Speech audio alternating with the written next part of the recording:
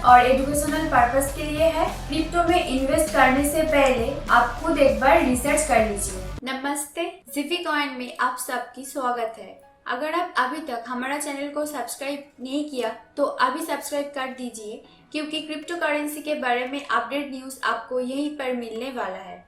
Video को and तक जरूर देखें। अब हम देख लेंगे आज के कुछ अपडेट न्यूज।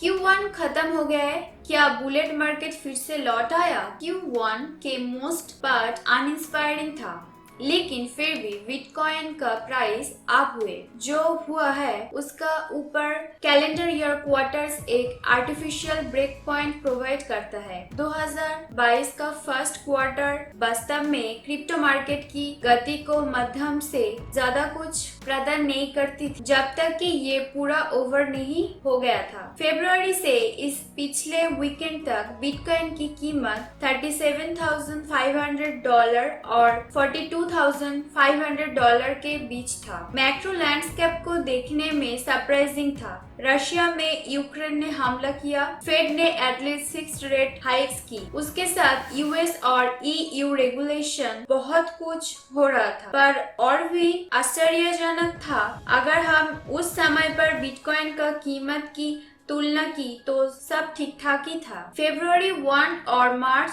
14 के बीच S&P 500 शेड 8% और लॉन्ग टर्म ट्रेजर्स डिप 7%। इसका बीच बॉन्ड मार्केट को डिस्ट्रॉय कर दिया गया और हमने देखा कि तेल और निकेल में एग्रेसिवली स्पाइक हुई है। चलते हैं और एक न्यूज के ओर। हमारा दूसरा न्यूज, एशिया के फर्स्ट मूवर DBS बैंक का डिजिटल रिटेल एक्सचेंज OSL को एक छोटा झटका देता है। रविवार को सिंगापुर में क्रिप्टो इंडस्ट्री को कम बिटकॉइन उगता है। इस खबर के टूटने के बाद भी OSL का पेरेंट जो BC technology group Hong Kong market में इसका वीक लॉन्ग विनिंग स्ट्रक को ऑन रखा, जिसमें 5% वृद्धि हुई।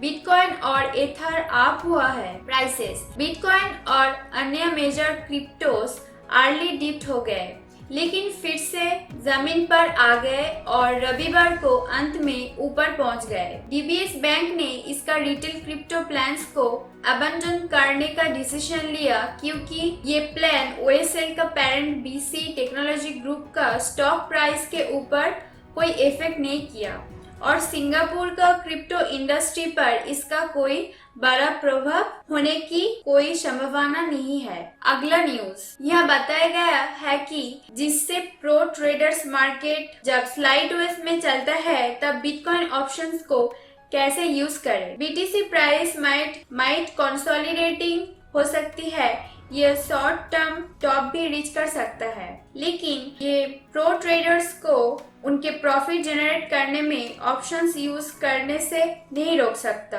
BTC का प्राइस थोड़ा स्विंग्स कर सकती है, बट यहाँ पर एक स्ट्रेटेजी भी है ट्रेडर्स के पास, जिससे वो हाई रिटर्न्स के लिए यूज करता है। आमतौर पर रिटेल ट्रेडर्स ने लिवरेज फ्यूचर पोजीशन पर लीले कर रही है, जो कि हाईली सस्केप्टेबल है लिक्विडेशंस को फोर्स करने के लिए। However, bitcoin trading options excellent opportunities provide कर रहे हैं इन्वेस्टर्स के लिए, ताकि इन्वेस्टर्स मैक्सिमम गेन कर सके और लॉस को एक लिमिट पर रख सके। मल्टीपल कॉल ऑप्शंस यूज करने से एक स्ट्रेटेजी क्रिएट हो सकता है, जिनमें से पोटेंशियल लॉस से 6 टाइम हायर रिटर्न कैपेबल हो भी सकती है, और ये बुलिश और बेरिश दोनों सर्कमस्टेंसेस में ही यूज की जा सकती है, पर ये इन्वेस्टर्स की एक्सपेक्टेशंस का ऊपर डिपेंड करता है। अब आते हैं सेलिब्रिटी टोकन्स के बारे में। इंडोनेशिया में क्रिप्टो टोकन्स का बढ़ने का संकेत है। इंडोनेशिया के कुछ जाने माने सेलेब्स ने डिजिटल एसेट में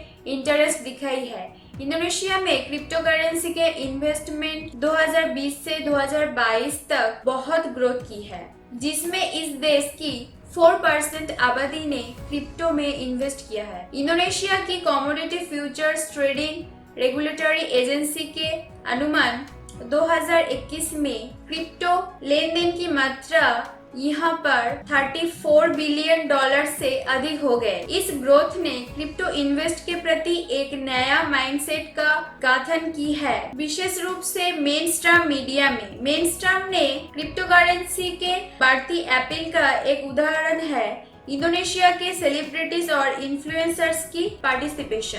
चलते हैं नेक्स्ट न्यूज के तरफ। ऑशी क्रिप्टो इन्फ्लुएंसर्स को नया सख्त लीगल रेस्ट्रिक्शंस का फेस करना पड़ता है। ऑस्ट्रेलियन सिक्योरिटीज रेगुलेटर उन फाइनेंशियल इन्वेस्टर्स का अगेंस्ट स्टैंड ले रहे हैं जिनके बारे में उनका मानना है कि वो क्रिप्टो के बारे में गलत जानकारी के साथ आम जनता को भ्रमित कर रहे हैं। इस वीकेंड के टॉप 5 क्रिप्टो करेंसीज BTC, वेट, थेटा, र्यून, एवे। BTC अपनी निकटतम समर्थन स्तर से ऊपर रहने का प्रयास कर रही है। BTC का 2022 ईयरली ओपन प्राइस $46,200 है इस सेकेंड वीक पर। बिटकॉइन एक टच टसल को विटनेस किया बुल और बियर में बिटवीन $45,400 का इम्पोर्टेंट लेवल पर। बियर्स ने इस स्तर से नीचे की कीमत को खींचने और बनाए रखने की कोशिश की, लेकिन बुल ने अपनी पकड़ बना ली। इससे पता चलता है कि बुल सपोर्ट लेवल को फ्लिप करने का कोशिश कर रहे हैं। बीचेन वेट 27 मार्च को $0.07 पर ऊपरी रेसिस्टेंस से ऊपर उठ गया, पर बियर्स ने 200 दिन के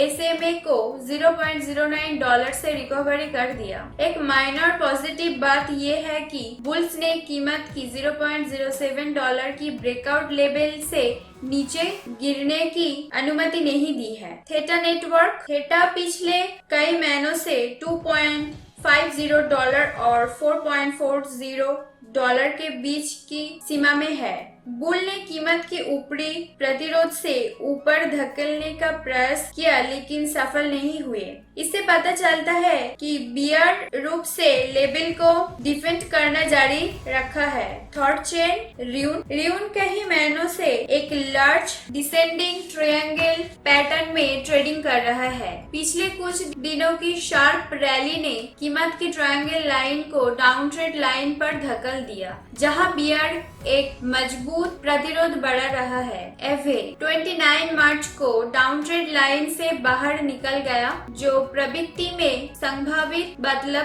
का संकेत देता है। आज यही तक। अभी तक हमारा चैनल को अगर सब्सक्राइब नहीं किया, अभी सब्सक्राइब कर दीजिए और उसका बगल में जो बेल आइकन है उसे प्रेस कीजिए ताकि हमारा वीडियोस का नोटिफिकेशन आपको मिल जाए। साथों साथ शेयर कीजिए और लाइक भी कीजिए। अगर कोई कमेंट है तो कमेंट सेक्शन पर आकर जरूर बताइए। वीडियोस के डिस्क्रिप्शन बॉक्स पर हमारा सोशल मीडिया का लिंक है, वहाँ से आप चाहे तो हमारा टीम मेंबर भी बन सकते हैं। आज यहीं तक, फिर मिलेंगे, तब तक के लिए गुड बाय।